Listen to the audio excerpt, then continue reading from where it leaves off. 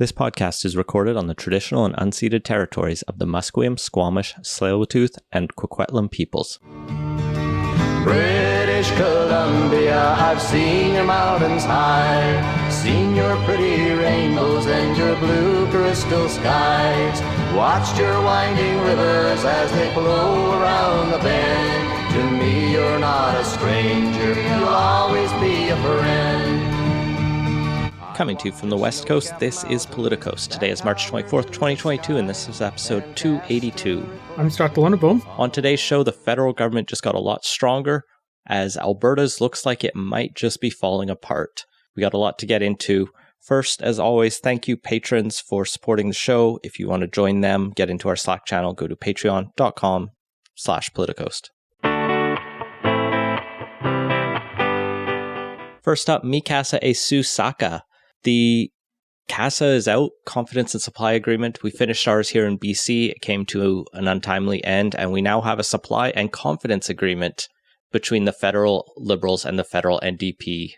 So what is the point of changing up the order of this one? I don't know. That's like the most obvious difference, other than like the specifics of what they're going to agree to. But the other is that this one promises us the guiding principle of no surprises. And if you'll recall, BC was guided by the principles of no good faith and no surprises. So good faith is lost between the Liberals and the NDP, at least. I think they just needed to differentiate it more. Maybe supplying the government is more important federally than having confidence in it. And so it's just a nomenclature change for that reason. But it was big news at the start of the week, even though it kind of died pretty quickly because it didn't seem that exciting, maybe. It still feels like it dominated the conversation for most of the week. I guess the challenge is, for the last few years, the NDP haven't really been at the point of being like, we're going to bring this government down. They're like, help us help you make this government work. And there were even talks in the fall, right after the election had wrapped up, that something like this might be cooking. And it seems like they weren't able to do it then. And now they say, with the global instability with Russia and Ukraine and COVID still being a thing, now is the time that we're going to do it. It is interesting because there was questions about where Jagmeet Singh was and whether he was missing in action or not. He's actually been pretty invisible in Ottawa for arguably the last 2 years, but definitely over the last few months. I will note he had a child. And as someone who had a child 3 months ago, almost to the day, it can be exhausting. And I can't imagine trying to balance being a federal party leader and a brand new father at the same time. So I give him some slack there. I'm sure it is a challenge, but also you have staff to be there writing communication stuff, helping you out, putting stuff out and doing that. Yeah, sure, he's not going to do a cross-Canada tour. Maybe having a little more to say than popping up a month and a half ago to say, yeah, we'll bat the Emergencies Act, and other than that, basically not having much to say until this. Probably could have been doing more.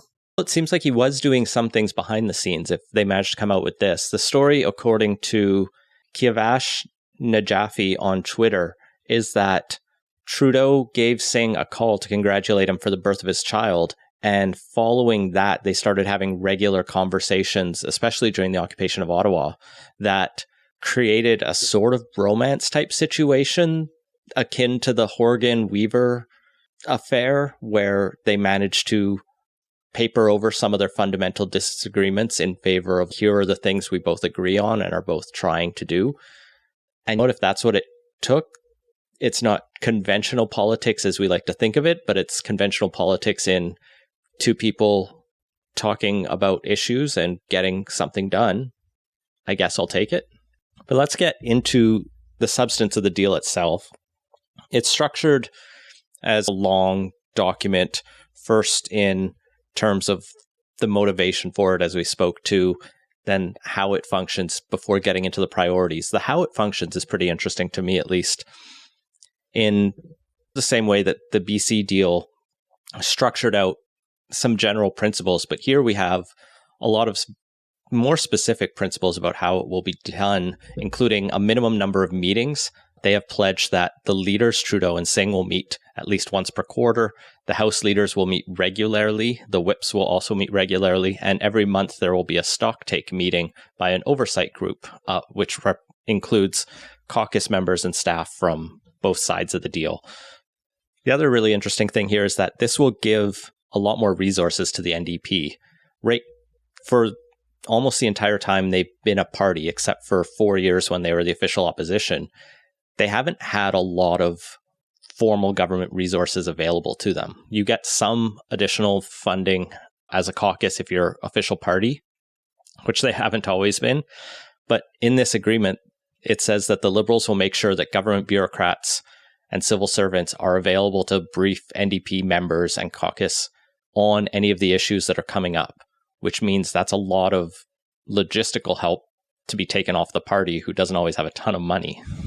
Yeah, that's particularly interesting. There's been a lot of talk this past week about how this isn't actually a coalition, and if the NDP MPs aren't getting cabinet positions, and yeah, technically it's not, but this move to basically give them the government's resources definitely blurs the line in a way that I don't think the nitpickers on Twitter have been particularly amenable to or aware of, or have alluded over, I should probably say on that.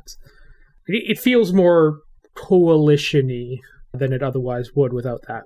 Yeah, and there were elements of this in the BC deal, right? Where the Greens had access to legislative staff to do drafting and support that from that side. I think in BC's case, everyone has access to the drafting staff as a MLA. What was different in the BC case, I believe, is that they dropped the official party status threshold to the point where the Greens would qualify. They kind of had to. So that will be interesting to see how it transforms the NDP and if it really shifts the thinking within the staff there, within the party, in terms of how they approach issues. Because beyond that, they've had the Parliamentary Budget Office to number some things out, and we can get into that in a bit. But the NDP has the chance here to learn a lot and to strengthen as a party. And like you said, I fully understand the difference between a coalition and a confidence and supply agreement. And it definitely is a difference from the function of the party, right? At the end of the day, the Liberals get to make the decisions as government, like we saw the BC NDP make the decisions here in BC. But from the outside, in many ways, like the Conservatives were quick to paint this as a backroom deal coalition. And it's like from the outside, it's a difference without a distinction to the public. Like it matters to those in the party, but for an average voter, the NDP are supporting the government, so they may as well be in the government, but they're not. Yeah, it does mean that they'll basically get to wear all the unpopular decisions of the government. Even if it is entirely the Liberals' decision, there will always be those "why didn't you stop it" questions. That's something the Greens here had to deal with. Stuff like, Site C and LNG and a few of those other things that a lot of the Green Party base was not too happy about, but nevertheless, the Green Party got aware of some of that stuff. I think the BC Greens were pretty successful in hanging that on the NDP and making them own it. It helped that Weaver would go apoplectic when those issues came up and like randomly threatened to drop the government until someone talked him down from Twitter late at night. And then the Greens, of course, pulled that very obviously strategic move of having your leader quit the party several months before, or even a full year before the government ended up falling. Not that he was knowing that was the plan. And then electing one of your other caucus members to be your leader, who then shifted the party, and he would continue on to throw darts at her from the outside. It got weird in the Greens, but that deal still fell apart. And so could this one, because there's no law enforcing this. And even if the government passed a law, they could still break it. So hopefully, and we didn't mention it, this lasts until June 2025, because I don't think either of us are eager for a federal election again. But maybe it'll be sooner. But let's talk about what they're actually going to do with this deal. The two kind of signatures that were teased even before it was released, and it was only teased like 24 hours before, if that, are dental care and pharmacare. And both of those, once you read the actual text, come with a lot of caveats. So the dental care program looks like the one that Don Davies pitched to the Parliamentary Budget Office a couple years ago, which is a dental care for low-income Canadians defined as people who make less than $90,000 a year, or those who make under $70,000 will have no copay. It will start, according to this deal, with the under 12s in this year, and then expand to kids under 18, seniors, and persons with disabilities in 2023, and the whole program will be rolled out by 2025. The Parliamentary Budget Office, when they were asked to look at this in 2020, said about 6 million, slightly more, would benefit from this program, so it's not insignificant. It would have ongoing costs of $1.5 billion a year and would cost an upfront $3 billion to just try to catch up on all of the people's bad teeth. It's interesting in there, it notes that about a third of Canadians don't have dental insurance, so this would plug a pretty big gap. It wouldn't necessarily hit all of them because of the money cutoffs, but I guess the idea is if your household is making $100,000, you can probably just pay to go to the dentist out of pocket or get your own insurance. What's your take on the dental coverage plan? Seems reasonable. It's always weird what gets left out of the supposedly universal system, and it doesn't really make sense that dentistry wouldn't be covered as part of the general healthcare system. At the same time, though, this doesn't exactly close that, because it's now a means-tested thing that you quite literally have two tiers in this particular healthcare program. Yeah, definitely the biggest criticism I've seen on the left is that why isn't this a universal dental coverage program? Why is the NDP supporting this? And there's some, is this the Liberals hold? No, this is actually the NDP's pitch. This is the program the NDP put forward. So be mad. Obviously the left is always mad at the NDP more than anyone else. But it does seem more convoluted than necessary. It does probably save a lot of money, but in the same way that 1.5 is low for what I would have figured a dental program would be. And that's probably because they've sliced it so that it was not actually that big an expenditure by putting all these means testing things in there. Yeah, and I've seen some studies that a lot of provinces actually do have some coverage for low-income residents, and that will vary widely depending on the province. BC does have some coverage, but I don't know the full details of it. So this program will help. It's not clear how exactly it will roll out so fast, whether it will just be send your receipts to the government and they'll pay you back kind of program, or if they're going to try to work it into provincial Medicares, which will take a lot more time because it will require agreements. This sounds like something that's going to be done solely from Ottawa, which at least has the benefit of being faster, even though it's so nice going to a doctor and not having a bill at the end.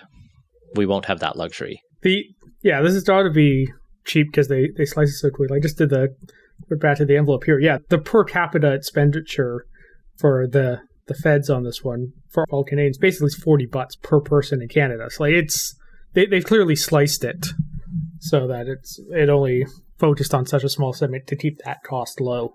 The program that will cost more is a universal national pharmacare program. Now, this commitment's more vague as it talks about continuing progress towards. You can say continuing progress because the Liberals, in theory, have been working towards pharmacare. They just haven't put any money to it or even mention it in their last platform. But in the past, they have started some of the initial work for a pharmacare program, i.e. getting your drugs for free or for a minimal copay. The specifics in this section, and this is after this, everything gets really vague really fast, and even this isn't that specific, is to pass a Canada Pharmacare Act by the end of next year, and after that, task the National Drug Agency with developing the formulary of essential medicines and develop a bulk purchasing plan by the end of the agreement, i.e. 2025. So we won't have pharmacare by 2025. We will have a plan to get us pharmacare after 2025, so hopefully whoever gets reelected continues it. The PBO was asked by the Health Committee actually in 2016 to look at pharmacare. This is when the Liberals were first on it. The PBO costed it at $19.3 billion net cost to the federal government. Basically, there would be some copay, so there would be some money back to the federal coffers. That was compared to the roughly $28 billion that Canadians are spending right now or then on pharmaceuticals. So net society would be $10 billion ahead, but we'd be shifting that cost from your private insurers and your out-of-pocket expenses to the tax revenue. But you get the benefit of bulk buying medicine. It's vague. It's going to take a while. It's also going to require a lot of deals with provinces to make this one happen. Yeah, and that's what's going to be interesting to watch, because I am not sure there are a lot of provinces that are really looking forward to taking on large, new, permanent programs that are really going to stress their budget. The Canada Health Act, was originally pitched to provinces, I think it was a 50-50 cost split, and it has been anything but that for a while, and now healthcare takes up half or more of provincial budgets. So it's just the case where if you're Doug Ford, Jason Kenney, or even, I'm trying to think of it, who's the Liberal out in the Maritime? Or Blaine Higgs? No, he's a Is he done? Whoever the Newfoundland Premier is, I'm blanking on right now, he's a Liberal. If you're them, are you necessarily going to be wanting to sign on to this long commitment if you're not sure that the money's going to be there always in future years? I'll give credit to Trudeau's government in terms that they have gotten almost everyone on board with the childcare funding, with just coming with that big bag of money. They haven't gotten Doug Ford yet and Ontario, but every other province has some amount of agreement, even Alberta, which is a surprise. When you come with big bags of money, it's hard to say no. But as those stacked, though, that's the other thing. It's Andrew Furry, that's the Newfoundland Premier. I think the next point in this agreement hints at another possible way to get those provinces on board. And this is one that's framed really vague. It talks about additional ongoing investments in health that will be needed in the immediate future. One of the things that the Premier's Council has been on, or the Federation of Premiers, where, the First Ministers, when they get together and yell at Ottawa, one of the things they're always talking about, like you say, is healthcare and healthcare funding and finding a way to better balance this. And COVID stressed the provinces far more than it stressed the federal government in terms of healthcare funding, direct healthcare funding. The federal government obviously took on a lot in terms of the social supports and CERB and things like that. But getting vaccines out, getting those testing centers, that all fell on the provincial governments. And so they're looking for money. And there's no specifics here, but there's a commitment to get some money out the door to the provinces, it sounds like. So that might help open doors, at least. Yeah, somewhat. Though this is also brings up the question of what the impacts are going to be on the federal budget here, because this is starting to add up quite a bit. Just the pharmacare and dental means 50% increase to the Canada Health Transfer, which I believe is the largest single line item on the federal budget. Adding some additional funding to make up for COVID shortfalls and whatnot too, you're looking at a significant increase of going off the pre-pandemic budgets here, like 10 to 15%, maybe. Well, maybe not 15. Definitely the range of 10% increase on where funding typically is, just to commit to these two things before everything else. I'll skip ahead and just mention their one item on the other side of the ledger here is a pledge to, quote, move forward in the near term, more vague weasel words, but on tax changes on financial institutions who have made strong profits during the pandemics. Both, I think the Liberals and NDP had things in their platform about taxing banks, and the NDP had recently been talking about the need for an excess profits tax, the idea that those companies, and I think they singled out banks and oil companies in this situation, who are profiting during inflationary times beyond a reasonable amount in a socially capitalist society, should just pay extra tax for that if they're not reinvesting it. And so it's not clear how much they would be pulling from that. Imagine it's tens of billions of dollars. So the PBO did an estimate, and it was a one-time $14.5 billion, which, okay, that gets you part of farmer care for 1 year. Like it doesn't hurt, but you need more. Yeah, it doesn't hurt, but it's definitely leaves a very large funding gap. And the Liberal Party's corporate or surtax on financial institutions, that was budgeted at about, depends on the year, but $1 to $1.5 billion on that. Like, leaves a lot of room unfilled, and that's definitely going to be an issue as we try and untangle ourselves from the very large amount of spending that went out the door over the past couple of years, which was needed, but also does put limits on what can be done in the future. The agreement also calls for a Safe Long-Term Care Act to be tabled. There's no specifics about what that will mean. Both the Liberals and NDP talked in the election about long-term care standards and across the country, but putting that into reality, and the NDP, I think, talked a lot more about making sure we get a lot more profit out of long-term care, or at least reduce the profit motive there. And the Liberals just talked a bit more vaguely, and here we just see a vague commitment to an act that could be anything. So, TBD.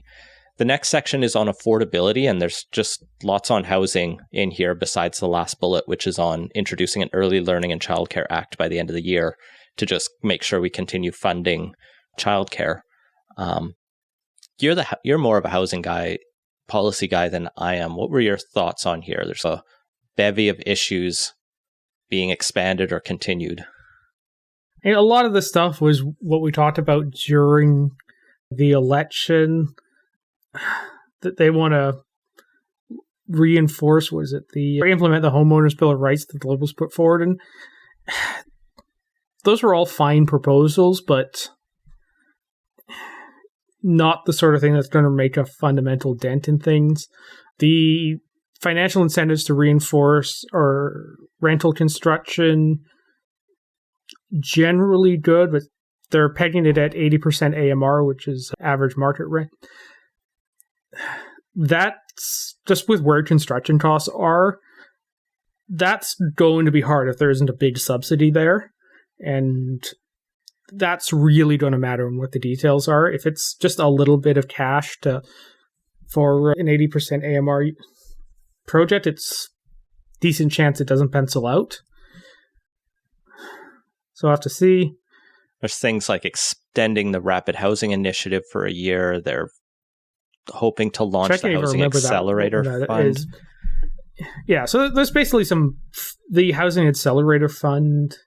I think that was the one that put in some money to try and get both support projects that were seen as important and try and nudge municipalities in the right direction. I think there was some funding on that too.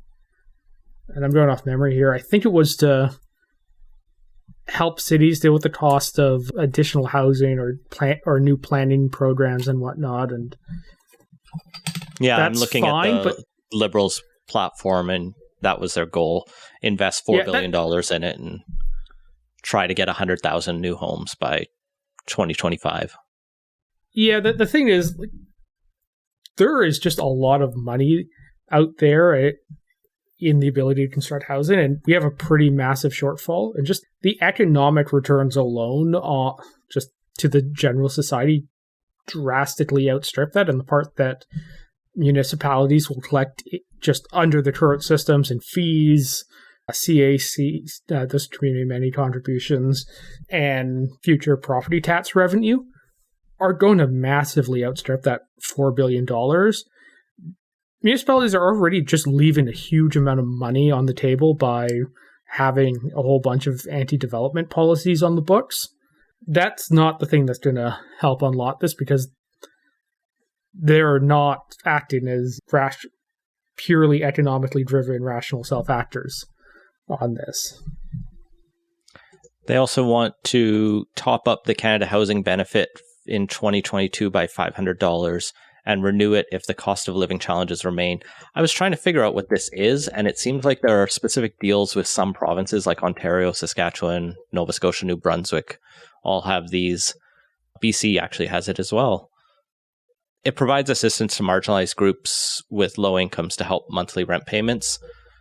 So it's a targeted program. I think it was intended to be short-term overall, and a top-up to it seems reasonable. It's, not a society-wide changing program like we need to solve the crisis, but it doesn't hurt. That's the thing with a lot of this. None of this, I think, is particularly bad. It's just, was it enough? I think is the question I know a lot of people who are NDP supporters or on the left are trying to ask. Was this a good enough deal? And some say, yeah, it's good. There's good stuff that'll move forward and it's better than not having it. And others are disappointed, and I don't actually know where I fall. I think it probably represents the most we were going to get out of the NDP as it stood right now with the platform they ran on and what the Liberals had. Like how the BC NDP Green deal was like the BC NDP's platform with a couple trinkets for the Greens. This is the federal Liberal stuff with like dental care added. Yeah, and maybe a bit stronger of a sign that they're actually going to follow through on it rather than just having it in the platform. I think that was the Beaverton approach to this. NDP agrees to get something done, and the Liberals also agree to get something done. How many years has the National Farmer Care been a Liberal Party policy? I think it's been on their book since longer than I've been alive. Childcare has definitely been there as well. Yeah, it was definitely there in 2005 when the Liberal government fell after putting forward a childcare plan. The next section is on climate and jobs, and one would hope that being two of the parties that support strong action on climate change or like to talk about it, that this would be a very substantive section. Instead, we're going to advance measures to see, quote, significant reductions in greenhouse gas emissions by 2030 compared to 2005. So we don't have a target, just do more. And we will hit net zero. Well, we know it's less than 2005. Yes. And net zero no later than 2050. There's going to be just transition legislation. They're going to move forward in this year on the creation of the Clean Jobs Training Center. That'll support retraining options. There's going to be efforts actually to phase out financing for the fossil fuel sector, including from crown corporations. I don't know what that means about the government owning a pipeline, including moves this year. The NDP has definitely been on the government shouldn't be subsidizing the fossil fuel sector for quite a while.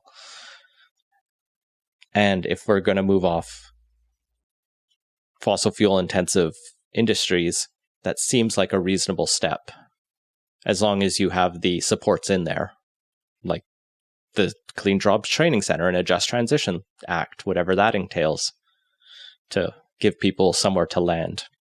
And finally, in this section, we will move forward this year on home energy efficient programs. And there's an emphasis in here on Canadian jobs and creating Canadian supply chains. It's not full out economic nationalism, but there's an emphasis there on it. That's one of those ones where it's going to really depend what the supply chains in question are. If it's a strategic industry where there is important strategic implications to that. Yes, I think we figured out a couple of years back was that PPE probably should have been included within that purview, and I don't think many people were considering that before 2020.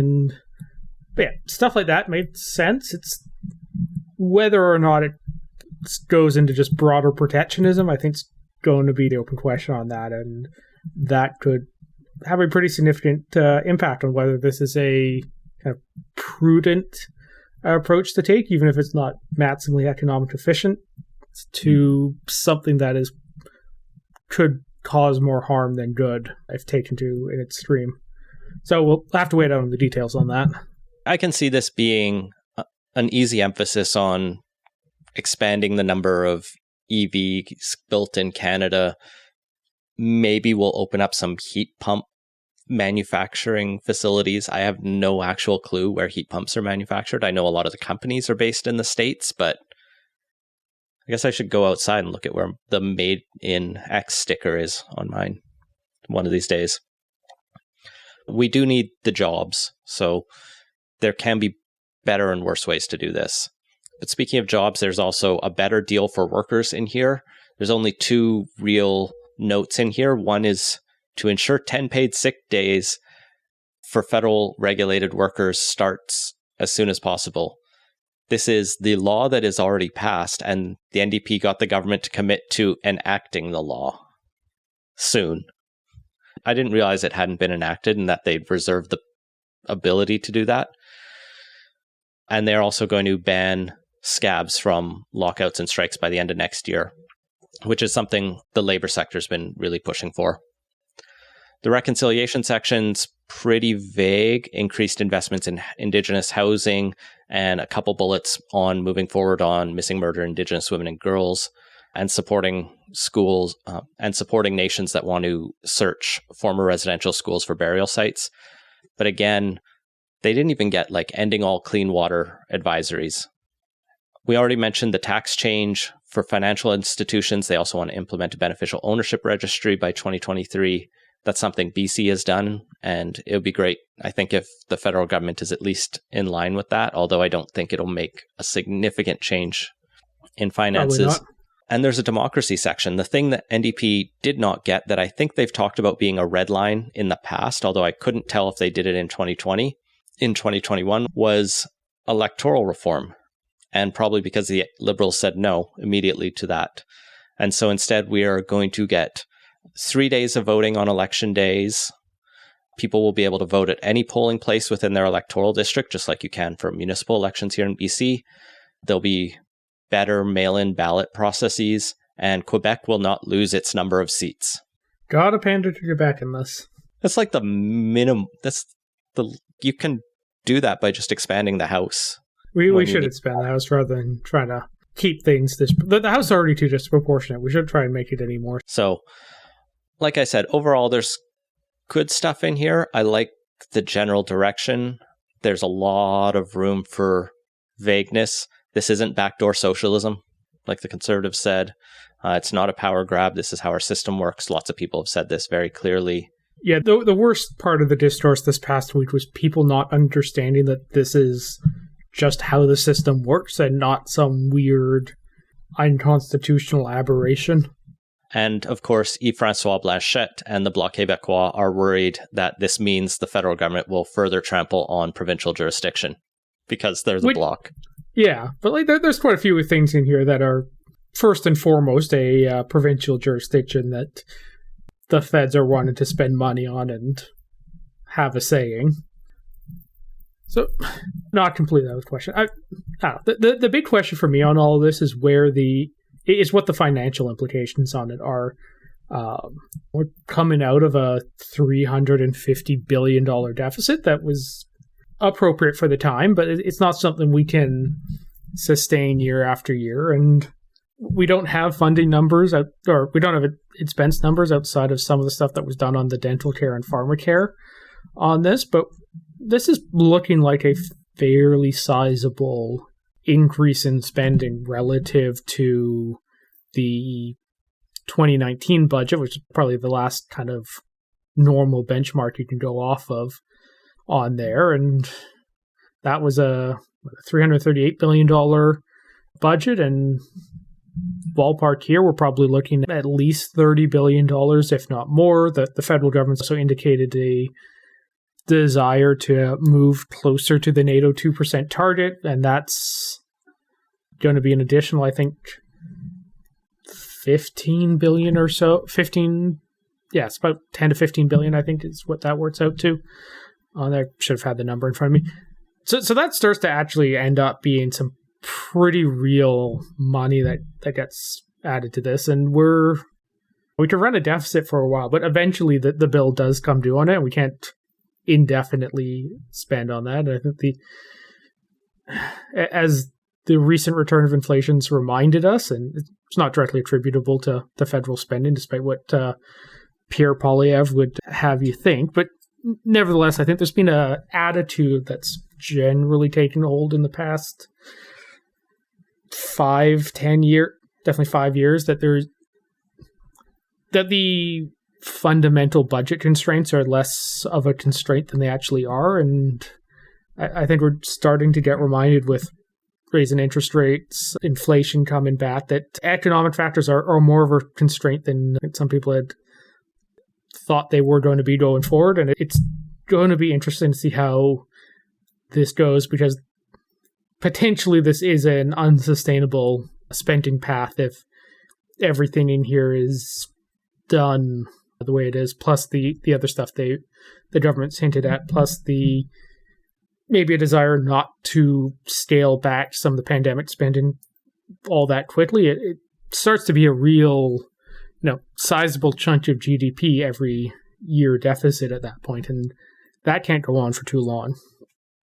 Yeah, I'm actually surprised the NDP didn't manage to extract more revenue streams in here, more taxes, frankly. Like the NDP's talked up a wealth tax in recent years, and the PBO cost assumed or estimated that could bring $5 to $6 billion in a year. Like, again, none of these pay for it all, but you take $5 billion here, you take another $10 billion there, you start covering the $20, $30 billion you need. And there is still that strong argument that we are still in the era of affordable deficits. If our economy is growing, we don't need a balanced budget. And I know you don't argue that. The goal is just not to have $300 billion deficits. So, yeah, a $5 billion deficit's a rounding error. A $300 billion deficit is a don't run this for more than a year or two or things get bad. Yeah, and I think some of those biggest expenses were those very short-term programs like CERB and the wage subsidies and things that are phasing out. I think the next year's deficit was projected at about $120 billion, which is more reasonable, but stack on another 30 to 50 billion, and that's getting up there, Jen. We should have a budget soon, sometime in the next month, everyone's expecting, and I think this deal is what was holding it up. So that's the next big thing I'm going to be looking for federally, because that will tell us how much of this is moving, how fast. Yeah. The only other thing I'll add is that the Nordic countries and a lot of the more social democracy type place in Europe, they generally pay for their fairly expansive social spending with a pretty broad-based tax on pretty much everyone, high value-added taxes and the like, and that's generally the way it actually works out in practice. And I get the politics of not front-loading that. If we are moving towards more of that structure in terms of our federal programs, that is most likely the way that the tax system is going to evolve. And you can debate the wisdom of having, say, a 10% GST rather than 5%, but that would match more where the comparative countries in Europe would be on that sort of thing. I think some places like Sweden are as high as 20% or high teens on that. So yeah, it's something that's, I think, going to be more of a political constraint on this stuff actually going forward on that. Just like I said, we can't run deficits, large deficits indefinitely. So it's going to be a political challenge. I don't actually see that addressed in here anywhere.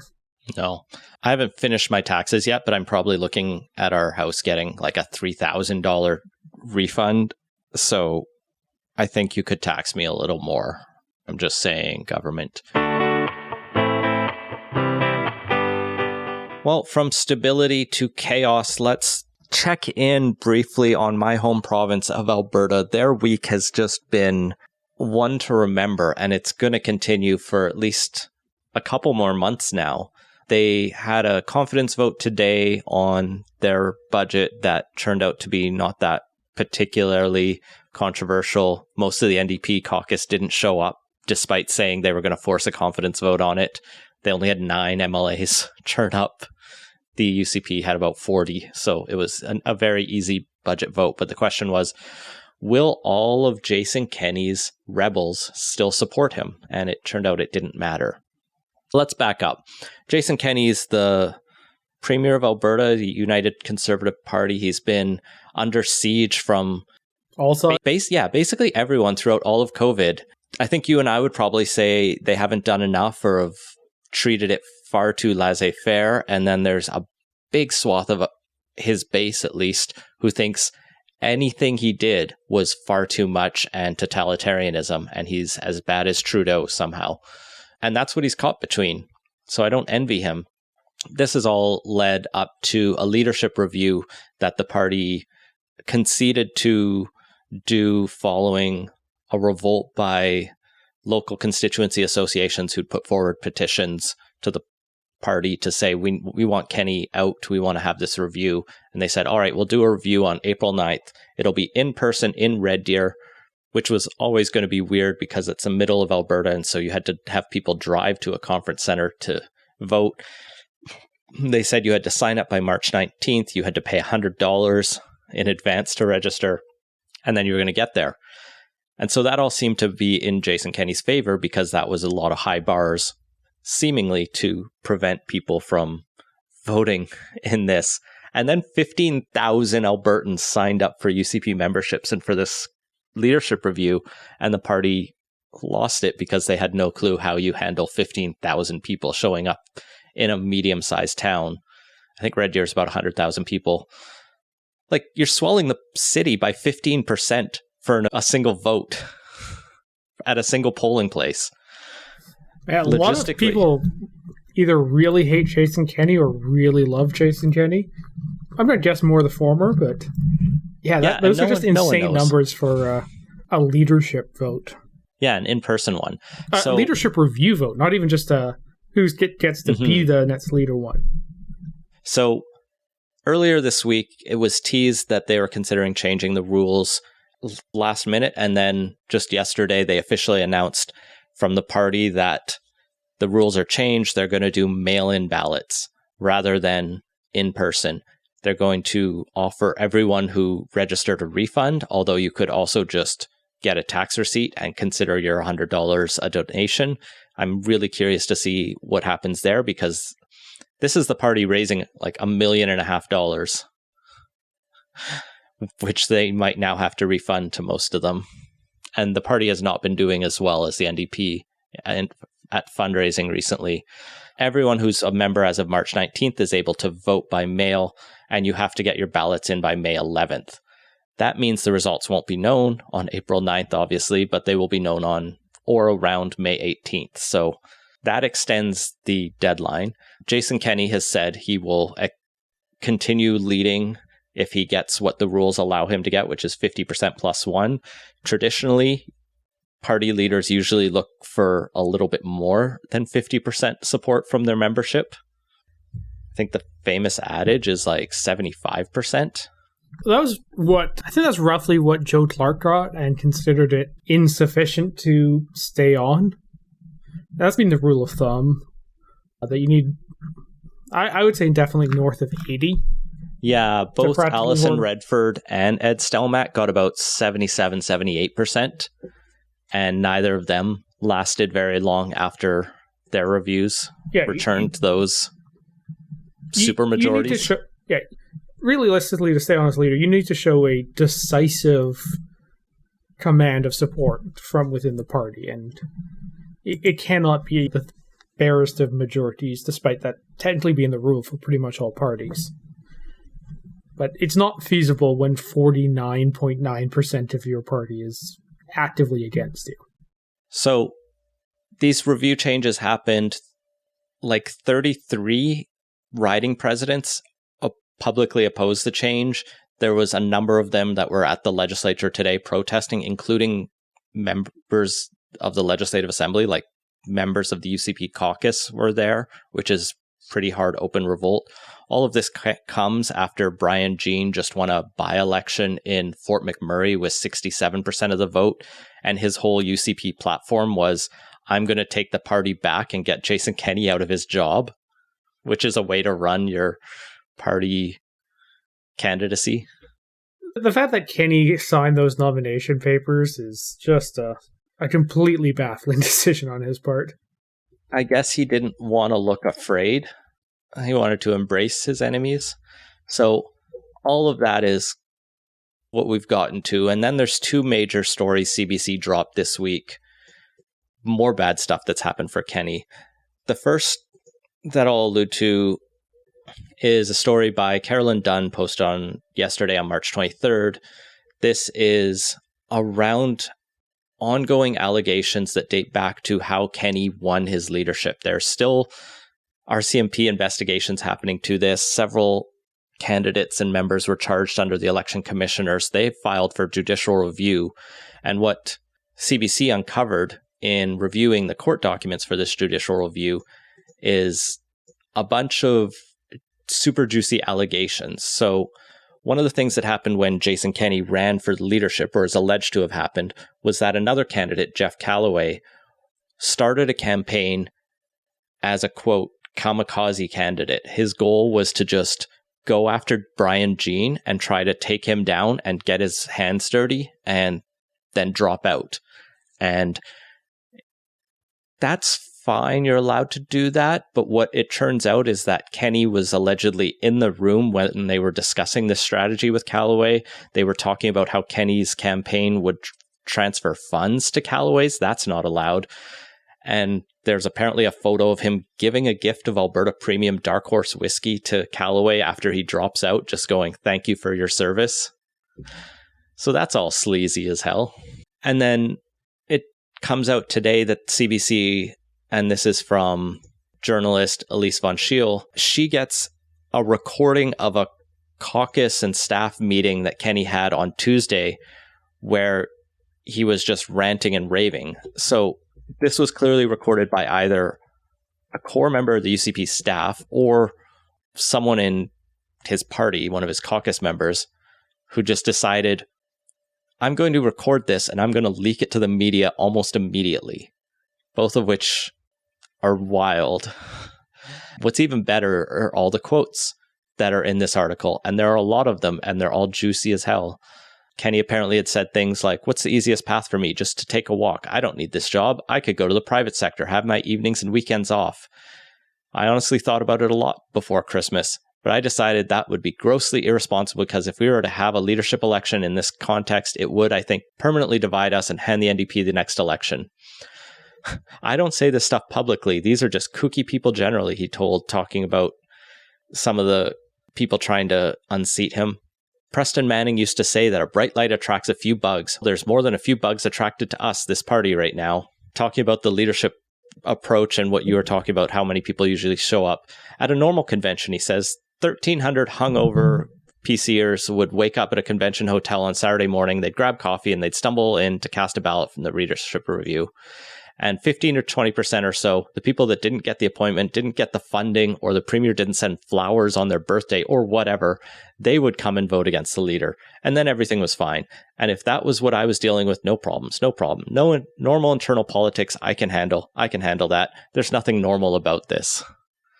I will not let this mainstream conservative party become an agent for extreme, hateful, intolerant, bigoted, and crazy views. Sorry to be so blunt with you, but you need to understand what the stakes are here. The lunatics are trying to take over the asylum, and I'm not going to let them. Man, this is just... Can you imagine being a meeting where that's what your boss is saying? Yeah, this actually reminds me of the Hail Mary attempt that O'Toole made to try and stave off the revolt that ended up ousting him. The language is dialed up a couple more notches, but the general sentiment is the same. And if this was a full caucus meeting, there are people who are publicly revolting in that meeting. So maybe he didn't think a leak was likely. Now, the press secretary for Jason Kenney was asked about this for comment, and they simply sent back CBC this single sentence. The comments made by the premier to staff are consistent with previous public statements on this matter. When was Kenney on record saying that? His caucus is or his supporters are crazy? Like a decent touch the UPC bases? Like, it's just a popcorn show right now because I don't live there. People are trying to pan out what the likely scenarios are. We're now past the main confidence vote where the extreme scenarios where Kenney would have tried to force a quick election by engineering his own loss are past. There's still a theory that if he barely holds on, he will trigger a quick snap election later this spring or early summer just to try to get his team on side because it'll be them or the NDP. And that I could still see backfiring. That sounds like a good way to get... What's the Mavericks or Buffalo or... I can't keep track of all these like small little parties that are popping up in the prairies, but It sounds like a good way to send a flood of people in their direction to call a snap election after squeaking by with a 52% on a leadership review, after messing around with the rules. I think the Wild Rose Independence Party of Alberta is the main source for where the disaffected ones are sitting. There's also the Alberta Advantage Party, the Independence Party of Alberta. There's apparently a Reform Party of Alberta still, and a pro-life party. I don't think those two are as prominent. That's your right-wing splinter groups of Alberta. I'm just looking at who's registered on Wikipedia's list up to date. On the center, you have the Alberta Party and the Liberal Party, who supposedly still both exist. There is a Green Party, finally. They were deregistered for a while, then they were the Evergreen Party, and then that guy went a little nuts. And probably sounds like it has better branding than the Green Party would in Alberta. And then there is a Communist Party of Alberta. But that's not going to do anything. The Green Party of Alberta sounds like it would have roughly the success as the Anglophone Party would in Quebec. Their record between the two parties is 0.5%, having run 28 MLAs, or having run 28 candidates for 87 seats. 0.5% sounds about right. Yeah. So keep your eye on Alberta politics. The Dave Berta podcast, The Strategists, are fun for that. Yeah, I'll check in a couple months. But it's a mess. It's amusing to watch from a distance because there's just so much drama here. Let's move on to quick takes and let's check in quickly on the federal Conservative leadership race. We have more candidates.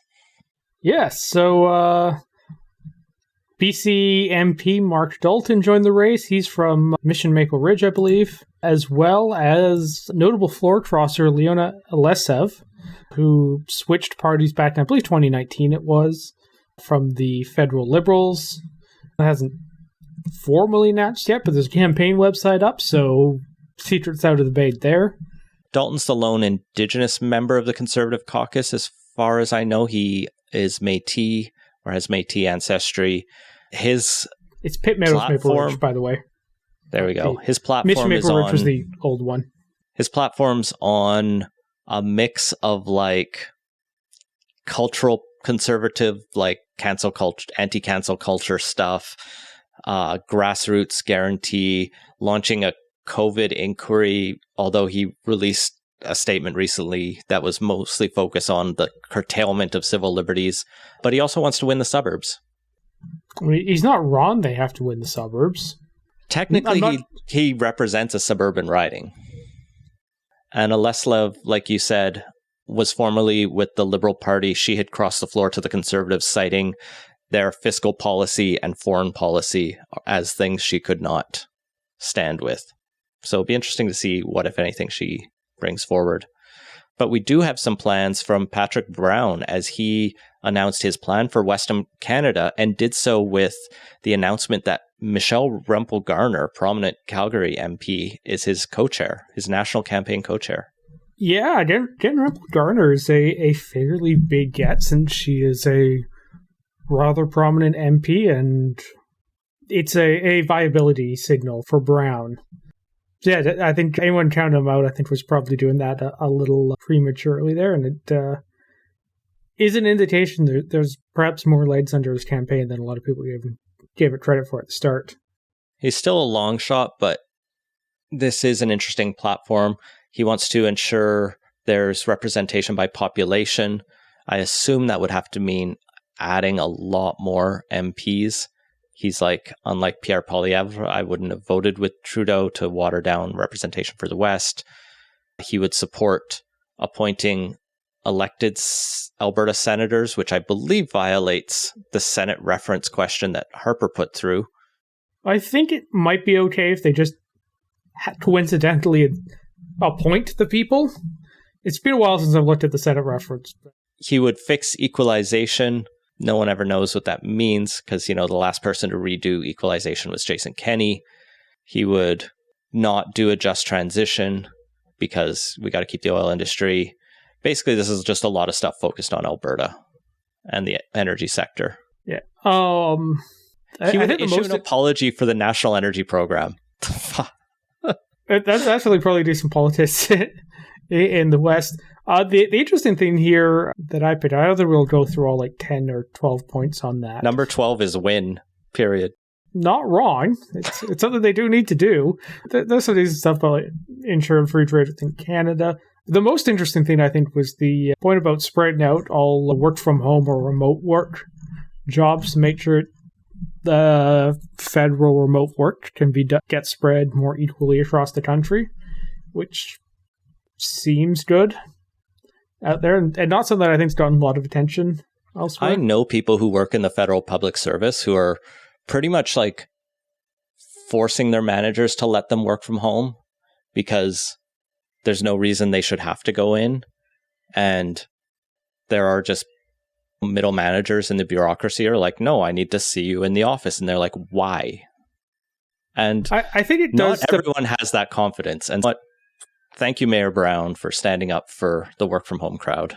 Yeah, there were definitely some challenges when the federal government pivoted to work from home. The dealing with personal information was definitely a challenge on that, and took a lot of work to get those systems in a way that could actually be done in a way that maintained the privacy requirements and information keeping requirements. So it's not necessarily a small lift to do that, but I think we've figured out the biggest challenges with it at this point. But I also understand why, say, if you're a Service Canada person who your subordinates are dealing with people's personal information every day, why you prefer them to be doing that in the controlled office environment rather than at home. Sure, but your average report writer can probably go home. Yeah. Or work from Alberta. Or BC is part of the West, Patrick. But I'm curious to see what the other Conservative candidates release as this race continues. And finally, a lighthearted story to wrap this up with. CBC reporter Justin McElroy came across a rather amusing bit of BC politics history, as it turns out slightly eccentric former Premier Bill Vander Zalm has made a vanity Christmas movie back during his time as Premier entitled Santa Claus Fantasy, where he plays the main character and flies to the Netherlands on a magic tulip. Super Epic Failpedia Wiki tells us this was meant to have scenes depicting the liberation of Amsterdam by Canadian soldiers in 1944 and a visit to the Queen's Palace. No one's found this film yet, but friend of the podcast, Stephen Tweedale, I just noticed on Twitter, shared a picture of a book that is real. It's a little red book that is entitled Quotations from Chairman Zalm, Memorial Edition, enlarged and updated. And in there, he has quotes on accepting the role in Sinterklaas Fantasy, are things like, you should learn as many trades as you possibly can, so you've always got something to fall back on. I guess he was hoping to become an actor if being a premier didn't work out. Well, being a premier didn't work out for Vander Zalm, but he's not an actor now. He also said, I'm simply following what Ronald Reagan did. I think the sequence was a bit different on that case. And in terms of the success of it, he said, I think it will be a great hit in British Columbia and it will probably outdo everything else that shows in Vancouver. That unfortunately didn't happen. I desperately want to see this film now because it sounds hilarious in the way that the room is. And yeah, this would just be incredibly amusing to watch and us to, I don't know, do a special pod just riffing on. Yeah, we'll do a live react episode if anyone can find it. Just email us, podcast@politicos.ca. And that has been Politicos. Find links to everything we talked about at politicos.ca.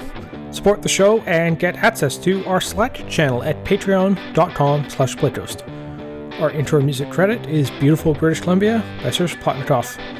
Politicos is a production of Legend Boot Media, and editing services are provided by CHLY 101.7 FM in Nanaimo. Thanks for listening.